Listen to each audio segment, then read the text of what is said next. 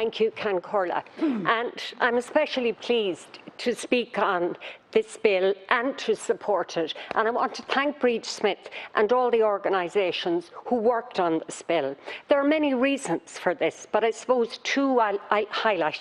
Firstly, this piece of legislation would give a group of retired workers some rights when it comes to making decisions around their pensions. As one person who emailed me said, this bill is not revolutionary, but it will go some way to correct a historical injustice to thousands of retired workers. It'll give them a voice at the table. As she said, we are asking for a right to be consulted. We are asking for a right to representation, and we are asking for a right to be at the table when decisions are being taken about our pensions. Now, these are very reasonable asks, and as my emailer said, they are not revolutionary.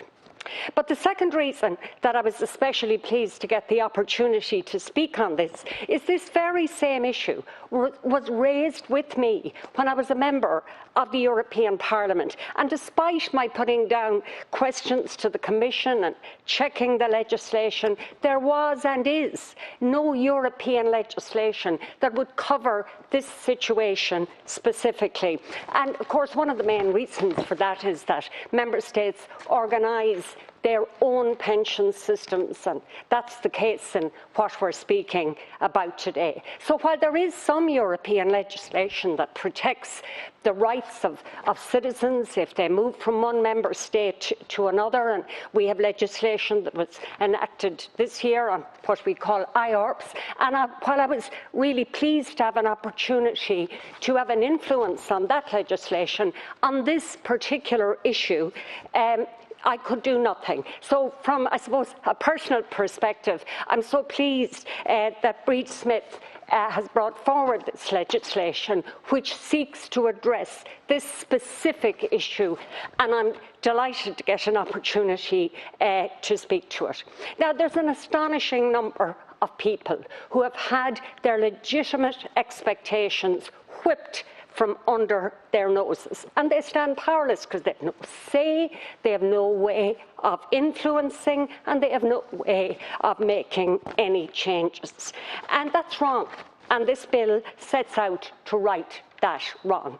I see the government isn't opposing it, that's positive, and that shows this piece of legislation is needed and that a historic injustice needs to be addressed. However, Minister, 12 months is far too long because this situation has pertained for far too long, with some workers having seen a reduction of over 20% in their pensions, some seeing their pensions frozen for 14 years. This is an urgent matter and needs to be dealt with urgently. It's a fairly simple, straightforward proposal, and of course, like any proposal, it can benefit from amendments, but that's not an issue. What we want to see is that pensioners can get their rights, and that as citizens, they're no longer workers, but as citizens, they cannot be subject to unilateral action on their pensions where they have no voice and no say. And as I said, while I accept the government is not opposed to this legislation, if a situation is wrong, if a situation is discriminatory, then kicking the can down the road makes it worse, and action is needed now.